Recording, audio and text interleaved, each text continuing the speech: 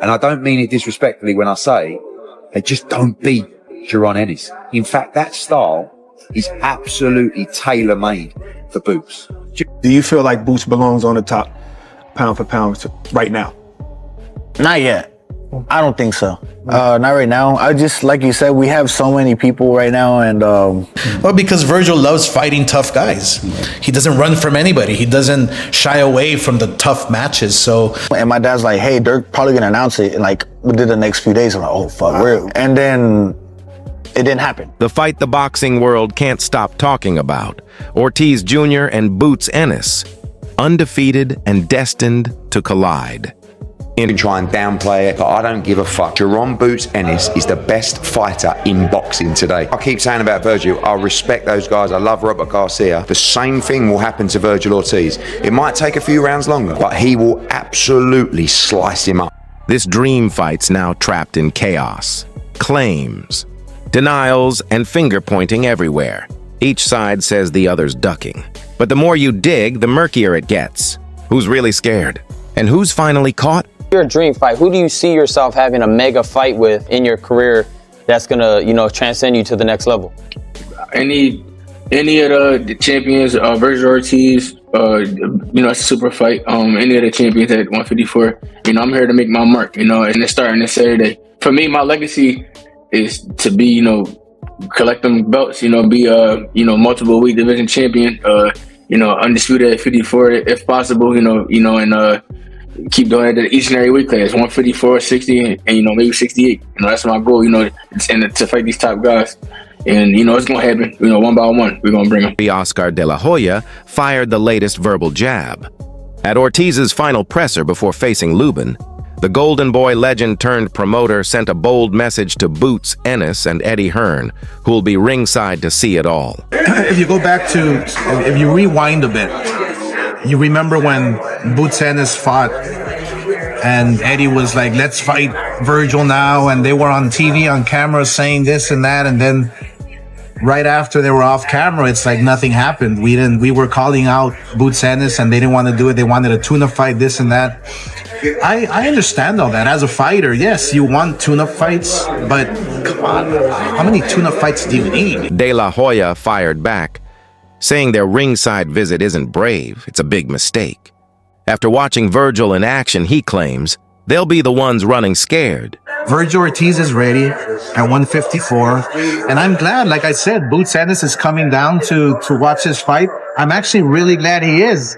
But then again, I am afraid that Boots Ennis is going to see Vergil, and he's going to tell Eddie, I don't want Vergil next. Let me have another tune-up fight. Oscar didn't hold back. He claims the fight was nearly locked in, paperwork almost done, until Boots Ennis's camp suddenly backed out, saying they needed a warm-up first. First, the fight was going to get made. Then Boots needed a tune-up fight and another tune-up fight, I believe. Vergil's always been ready. He's always been there waiting for whoever. That's who Vergil is. No, he doesn't shy away from any challenge.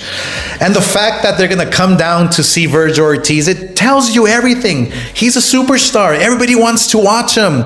Even Eddie Hearn from the UK wants to fly down, and Boots Ennis from Philadelphia wants to see it front row in person and be in awe. Oscar's claim hints that Ennis, not Ortiz, wasn't ready to sign.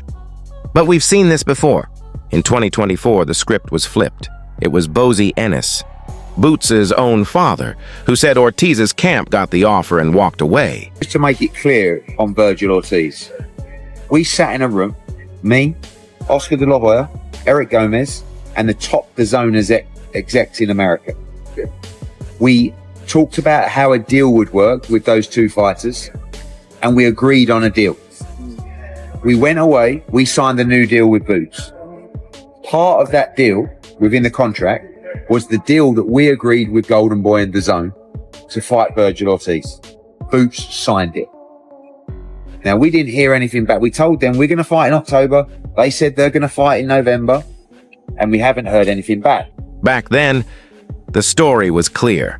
Everyone believed Vergil Ortiz was the one avoiding Boots Ennis. On Wednesday, Tuesday, Eric Gomez called me and he said, look, I just wanted to let you know we're fighting Lubin. After that, we want to get the Boots fight made. I said, well, we're in. I don't, you know, so I take their word for it, and I truly believe Oscar De La Hoya wants to make great fights. But that fight is done on our side, on all the terms that we agreed with Golden Boy. That fight for me, although it doesn't carry an official world championship, which is what we want at 54, is one of the best fights in boxing. Golden Boy hit back immediately. Oscar De La Hoya blasted the claim on social media with one word and warned the truth would soon expose who's really backing out. But genuinely, you do feel he's a very skilled fighter. Oh, yes. Yeah, maybe top 15 for sure. Right. Maybe not top 10. That's what I said. Yeah. So let's get into that then. How true is that there was a real offer made to Boots, and he turned it down? And could you talk about like what was offered to him? When I went to Riyadh the first time in November, and I met up with Turkey, and I went to his his compound, his farm or whatever it was, and they said that more than likely I was going to fight Boots soon. I was like, oh shit, okay, we're finally doing this. You know, Oscar was there and everyone was there, and I was just like, okay, cool. At 154, obviously. Yeah, because I can't move down. Vergil Ortiz Jr. had to speak up. I didn't turn anything down, he said, and just like that, the fight became a he said mystery, leaving fans questioning the truth. So when Turkey and those guys said that you were going to fight Boots, was there a number thrown out? There was no number. There was no number at all. The only thing that I knew was that, okay, this is a real possibility now. Like, then I think the next week, I was at home and my dad's like, hey, they're probably gonna announce it. And like, within the next few days, I'm like, oh fuck, we're fighting. All right, so I'm like getting mentally prepared and all this shit. And then it didn't happen. That's when I got word that he turned it down. But no, I'm not gonna say he turned it down. That's just what I heard, you know, because I don't like being on the other end of. Vergil Ortiz Jr. changed the narrative entirely. His sidelines weren't about avoiding top opponents. He was battling rhabdomyolysis, a serious condition that threatened his career and his life. This wasn't ducking. This was survival. As far as the negotiation, I'm not a manager, right? So I don't take part of any of that. All I know is that we can start from the beginning. 147, you know, we're both upcoming prospects or whatever. Fight doesn't happen. I always felt like it was gonna happen at 154 anyways. All right, I move up to 154, past rhabdomyolysis. I had to get in a couple of tune-up fights because I just came back from a life-threatening illness. And we really wanted to make sure that I was even still okay to fight, because that's how bad it was. So I got those fights out of the way. Then we fight Bohachuk, then we fight Majimov. Jaron Ennis got a world title at 147, or a couple of them, I think. Good for him. He has a lot of momentum going his way. You know, if I had that much momentum, I would have went straight to the big fight at 154, if I'm being honest. I'm just that kind of guy, I guess. But when it was time to say yes to fight, I was the only one that said yes. So now you have a lot of people that were saying that I was ducking at 147 when there was no fight to be offered or anything like that. The only times that the fight has ever been offered to either of us, I have said yes. So when people are saying ducking, when they align that word with me, I'm not talking about if they want to align it with him, they should. I don't care about that. But they want to align it with me, then they can't say that because I said yes. Vergil Ortiz Jr. delivered a counterpunch of his own. After recovering and completing his tune-up fights, he revealed when it came time to sign, he was the only one who said yes. Just like that, the story changed. Vergil, we know that Eddie Hearn and Jaron Boots Ennis are going to be ringside at your fight on Saturday. And as you know, you've been in talks with these guys for a while now, pretty much all this year, some of last year, and the fight still hasn't been made. Do you think it's finally going to happen next? And what are you going to show them at ringside? We'll see. You know, I've already said yes. I mean, that's all I can do, right? So we'll see. We'll see. It's really not up to me, I guess. And from your standpoint, then, what is the biggest barrier to this fight happening? Why hasn't it happened yet? Because, like you said, you've said yes. So, I mean, I don't know. I don't. There's really nothing else that I can do at this point, right? So, the barrier, it's somewhere on their side. So it's whether it's someone, something, or some amount of money. I don't know. That's completely on them. Vergil says he was ready, and it was Ennis who went quiet.